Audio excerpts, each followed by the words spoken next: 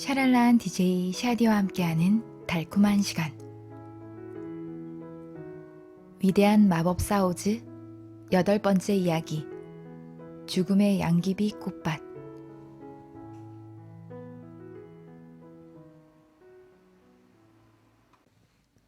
다음 날, 우리의 도로시 일행은 앞날에 대한 부푼 희망을 안고 아주 상쾌한 기분으로 잠에서 깨어났다. 도로시는 강둑에 서 있는 나무에서 따는 자두와 복숭아로 공주마마처럼 호화로운 아침 식사를 했다. 그들 뒤에는 고생고생 끝에 무사히 빠져나온 어두운 숲이 서 있었다. 그들 앞에는 평화롭고 햇빛이 가득 비치는 들판이 펼쳐져 있었다. 그 아름다운 풍경은 마치 그들에게 에메랄드 씨로 어서 오라고 손짓을 하는 것 같았다. 물론 지금은 넓은 강물이 아름다운 땅을 가로막고 있었다. 이제 뗏목이 거의 완성되어 가고 있었다. 양철 나무꾼은 나무 토막을 가져다가 나무 못으로 단단히 연결했다. 그 일이 끝나자 그들은 떠날 준비를 했다. 도로시는 토토를 품에 안고 뗏목 한가운데에 앉았다. 겁쟁이 사자가 뗏목 위에 올라서자 뗏목이 심하게 흔들렸다. 사자가 너무 무거웠기 때문이었다. 하지만 허수아비와 양철 나무꾼이 사자의 반대편에 서자 뗏목은 다시 균형을 되찾았다.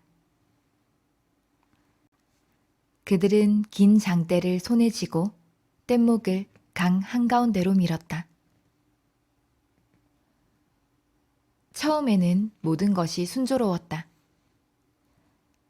하지만 강 한가운데에 이르자 세차고 빠른 물살이 뗏목을 강 아래쪽으로 밀어내기 시작했다. 뗏목은 노란 벽돌길에서부터 점점 더 멀어져 갔다. 마침내 강물이 너무 깊어서 장대조차 바닥에 닿지 않게 되었다. 이곳 참 심각하군. 양철 나무꾼이 말했다. 만약 서둘러 육지에 닿지 않는다면 우리는 서쪽 나라의 사악한 마녀의 나라로 흘러가게 될 거야. 서쪽 나라 마녀는 우리에게 마법을 걸어 노예로 삼을 거라고. 그렇게 되면 나는 뇌를 가질 수 없겠지. 허수아비가 말했다. 나는 용기를 얻을 수 없을 테고. 겁쟁이 사자가 말했다. 그리고 나는 심장을 받지 못할 거야. 양철 나무꾼이 말했다. 그렇다면 나는 캔자스로 돌아갈 수 없겠네. 도로시가 울상을 지었다. 그러니까 우리는 어떻게든 에메랄드 시에 가야만 해. 허수아비가 얼른 말했다. 그리고 긴 장대를 강바닥의 진흙 속에 단단히 찔러 넣었다. 허수아비가 장대를 다시 잡아 당기려고 하는 순간 순식간에 뗏목이 흘러가 버렸다.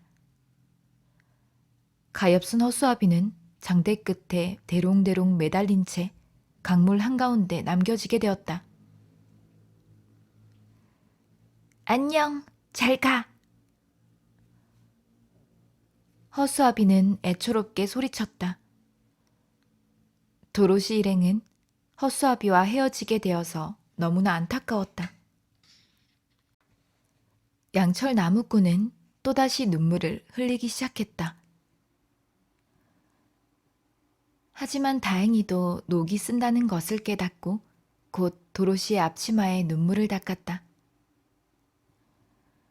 이 일은 허수아비에게 가장 커다란 불행이었다. 나는 처음 도로시를 만났을 때보다 더 불행해졌어. 허수아비는 생각했다. 그때는 비록 장대 끝에 매달려 옥수수 밭에 서 있기는 했지만 그래도 까마귀를 쫓아버리는 일이라도 할 수 있었지. 도대체 강물 한가운데 서 있는 장대에 매달린 허수아비는 무슨 쓸모가 있담. 어쨌든 나는 영원히 생각할 수 있는 애를 가질 수 없겠구나. 강물을 따라 뗏목은 자꾸만 흘러갔고 허수아비는 점점 더 멀어졌다. 바로 그때 사자가 단호한 목소리로 말했다. 이대로 있을 수는 없소. 이 위험에서 벗어나기 위해 뭔가 해야만 해. 어쩌면 내가 강둑까지 헤엄을 쳐서 갈 수 있을지 몰라. 너희들이 내 꼬리를 단단히 붙잡고 있을 수만 있다면 말이야. 마침내 사자는 강물 속으로 힘차게 뛰어들었다.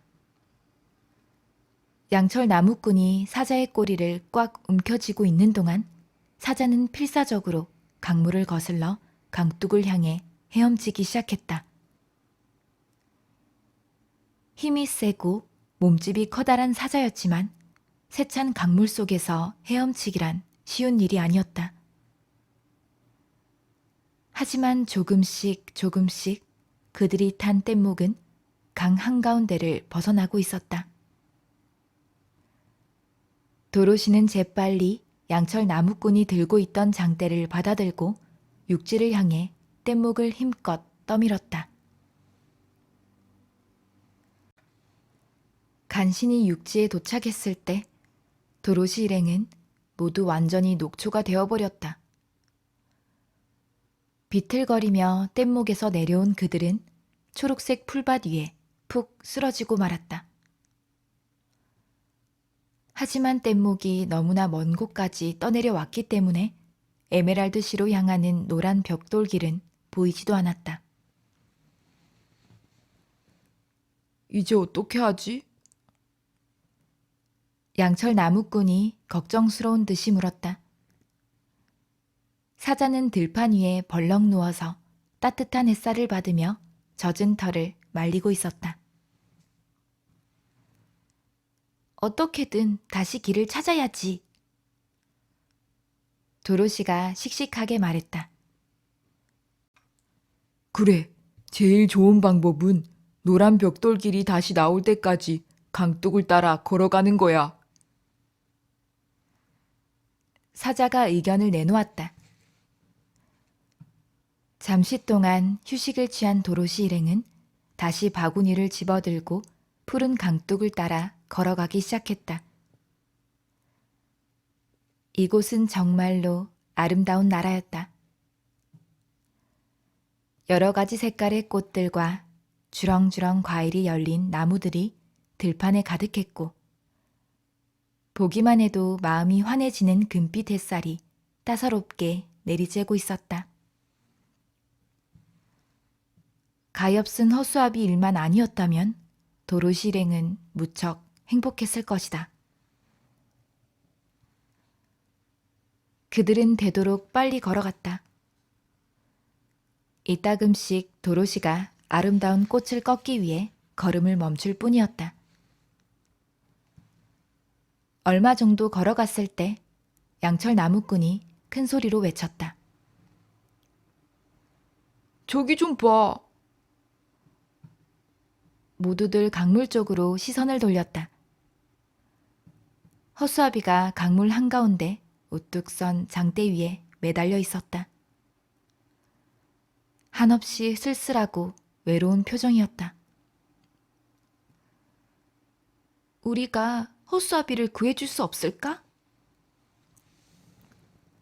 도로시가 물었다. 사자와 나무꾼은 고개를 설레설레 흔들었다. 좋은 방법이 떠오르지 않았기 때문이다. 그들은 강둑 위에 주저앉아 서글픈 눈으로 허수아비를 바라보고 있었다. 이때 하늘을 날아가던 황새 한 마리가 잠시 날개를 쉬기 위해 강가에 내려앉았다. 너희들은 누구니? 어디로 가는 거지? 황새가 물었다. 난 도로시예요. 도로시가 대답했다. 이쪽은 내 친구인 양철 나무꾼과 겁쟁이 사자예요. 우리는 지금 에메랄드시로 가고 있답니다. 그럼 이쪽 길이 아닌걸. 황새가 긴 목을 쭉 빼고서 날카로운 눈초리로 도로시 일행을 수상쩍은 듯이 바라보았다. 나도 알아요. 도로시가 대답했다. 하지만 허수아비와 헤어졌기 때문에 어떻게 하면 다시 그를 데리고 올 수 있을지 궁리하고 있는 거예요. 호수아비가 어디 있는데? 황새가 물었다. 강 한가운데에 있어요. 도로시가 손가락으로 가리켰다. 호수아비가 그다지 크고 무겁지만 않다면 내가 데려다 주마. 황새가 친절하게 말했다. 호수아비는 조금도 무겁지 않아요. 도로시는 황새에게 간절히 부탁했다. 지푸라기로 만들어졌거든요. 호수아비를 우리에게 데려다 주신다면 너무너무 고맙겠어요. 좋아, 한번 해보지. 황새가 고개를 끄덕였다. 하지만 들어봐서 너무 무거우면 강물에 떨어뜨릴 수밖에 없어. 황새는 날개를 퍼덕거리며 강 위로 날아갔다. 그리고 허수아비가 매달려 있는 장대로 다가갔다. 황새가 긴 발톱으로 허수아비의 어깨를 꽉 움켜잡더니 도로시와 사자와 나무꾼과 토토가 애타게 기다리고 있는 강둑으로 돌아왔다. 다시 친구들을 만난 허수아비는 너무나 기뻐서 어쩔 줄 몰랐다. 그리고 사자와 토토까지도 한 번씩 끌어안으면서 인사를 나누었다. 한 걸음 한 걸음 옮길 때마다 허수아비의 입에서는 저절로 흥겨운 노랫소리가 흘러나왔다. 그만큼 기뻤던 것이다. 강 한가운데 영원히 서 있어야 하는 것은 아닌지 무척 두려웠어. 허수아비가 말했다. 나를 구해주시다니 정말 고맙습니다. 만약 내가 기억할 수 있는 뇌를 가지게 되면 반드시 황새 아주머니를 찾아가서 보답을 하겠어요. 괜찮아. 황새가 그들의 머리 위를 빙빙 돌며 말했다. 나는 누구든지 공경에 빠진 걸 보면 도와주고 싶으니까 말이야. 하지만 이제 가야겠다. 우리 아가들이 둥지에서 나를 기다리고 있거든. 어쨌든 너희들이 무사히 에메랄드시에 도착해서 오즈의 도움을 받게 되기를 바란다. 고마워요, 황새 아주머니. 도로시가 대답했다. 친절한 황새는 하늘 높이 날아오르더니 곧 사라졌다. 도로시 일행은 눈부신 색깔의 깃털을 가진 새들의 노랫소리를 들으며 길을 걸어갔다.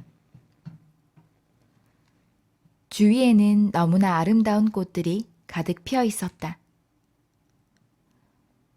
마치 꽃으로 양탄자를 깔아놓은 것 같았다. 노란색과 하얀색, 푸른색과 자주색의 커다란 꽃이 활짝 피어 있었다. 또 다른 쪽에는 진한 자줏빛깔의 양귀비 꽃들이 무리를 이루고 있었다.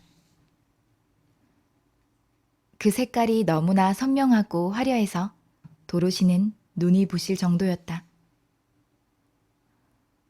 너무 예쁘다. 그렇지 않니?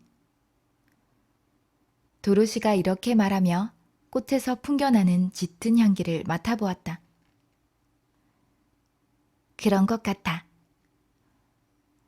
허수아비가 고개를 끄덕였다. 만약 나에게 뇌가 있었다면 훨씬 더 이 꽃들을 즐길 수가 있었을 텐데 말이야. 나에게 마음이 있었더라면 이 꽃들을 사랑했을 거야. 양철 나무꾼이 말했다. 사자가 서글픈 듯이 말했다. 꽃은 너무나 약하고 힘이 없어 보이는 걸. 하지만 숲속에서도 이토록 화려한 꽃은 한 번도 본 적이 없는데. 도로시 일행이 앞으로 걸어가면 갈수록 커다란 자줏빛 양귀비 꽃들이 더욱 많아졌고 다른 꽃들은 점차 모습을 감추었다. 곧 그들은 엄청나게 넓은 양귀비 꽃밭 한가운데로 들어왔다는 것을 깨달았다. 잘 알려진 대로 양귀비 꽃에서 풍겨나는 독한 냄새는 졸음을 불러일으키기 마련이다. 그리고 만약 잠이 든 사람을 서둘러 꽃밭에서부터 멀리 옮기지 않는다면 그 사람은 영원히 잠이 들게 된다. 하지만 도로시는 이 사실을 알지 못했다. 설사 알았다고 해도 온 사방에 피어있는 이 빛나는 자줏빛의 꽃으로 다가가는 것을 막지는 못했을 것이다. 얼마 있지 않아 도로시의 눈꺼풀이 서서히 무거워졌다. 도로시는 당장이라도 그 자리에 주저앉아 잠을 자고 싶었다. 하지만 양철 나무꾼은 도로시를 그냥 내버려 두지 않았다. 빨리 서둘러야 해. 어두워지기 전에 노란 벽돌길을 다시 찾아야만 한다고. 허수아비도 맞장구를 쳤다. 그리하여 도로시가 더 이상 견딜 수 없을 때까지 좀 더 앞으로 걸어갔다. 하지만 도로시는 아무리 눈을 뜨려고 해도 졸음이 밀려와서 견딜 수가 없었다. 마침내 도로시는 자신이 어디 있는지조차 잊어버리고 양귀비 꽃밭 한가운데 쓰러져서 잠이 들고 말았다. 어떻게 하면 좋지? 양철 나무꾼이 곤란한 표정을 지었다. 도로시를 그냥 이곳에 내버려 두면 죽게 될 거야. 사자가 말했다. 양귀비 꽃 향기는 우리 모두를 죽일 거라고. 사실은 나도 눈을 뜨고 있기가 힘들 지경인걸. 강아지는 벌써 잠이 들었군. 사자의 말은 사실이었다. 토토는 도로시 옆에 몸을 웅크린 채 잠을 자고 있었다. 하지만 허수아비와 양철 나무꾼은 냄새를 맡을 수 없었기 때문에 양귀비 꽃밭 한가운데에 있어도 아무런 문제가 없었다. 빨리 달려가. 허수아비가 사자를 재촉했다. 최대한 빨리 이 무시무시한 꽃밭에서 달아나라고. 도로시는 우리가 데리고 갈게. 하지만 너는 너무 무거워서 우리가 들고 갈 수가 없단 말이야. 사자는 간신히 정신을 차리고 있는 힘을 다해 달려가기 시작했다. 순식간에 사자의 모습이 눈앞에서 사라졌다. 우리 둘이 팔짱을 끼고 그 위에 도로시를 태우고 가자. 허수아비가 말했다. 허수아비와 양철 나무꾼은 토토를 들어 도로시의 무릎 위에 올려놓았다. 그리고 서로의 팔을 엮어서 의자처럼 만든 다음 잠이 든 소녀를 그 위에 태우고 꽃밭 사이를 걸어갔다. 쉬지 않고 앞으로 걸어갔지만 그들을 둘러싸고 있는 이 무시무시한 양귀비 꽃밭은 영원히 끝나지 않을 것 같았다. 강둑을 따라 걸어가던 그들은 마침내 사자를 발견했다. 사자는 양귀비 꽃들 사이에 웅크리고 앉아 깊이 잠이 들어 있었다. 너무나도 강력한 꽃향기 때문에 덩치 큰 사자조차 바로 코앞에 푸른 잔디가 넓게 펼쳐져 있는 것을 보면서도 쓰러져 버리고 만 것이다. 사자는 우리 힘으로 어쩔 수가 없소. 양철 나무꾼이 서글픈 목소리로 말했다. 사자는 너무 무거워서 들 수가 없는 걸. 그러니까 이곳에서 영원히 자도록 내버려 두는 수밖에 없어. 꿈속에서나마 용기를 얻게 되겠지. 정말 슬픈 일이야. 허수아비가 고개를 저었다. 너무나 좋은 친구였는데 말이야. 가슴 아프지만 우린 떠나야만 해. 허수아비와 나무꾼은 잠이 든 도로시를 양귀비 꽃밭에서부터 멀리 떨어진 강둑 옆으로 데리고 갔다. 그곳에는 더 이상 독이 든 양귀비 꽃향기가 풍겨오지 않았다. 잔디 위에 조심스럽게 도로시를 내려놓은 그들은 도로시가 잠에서 깨어날 때까지 기다렸다.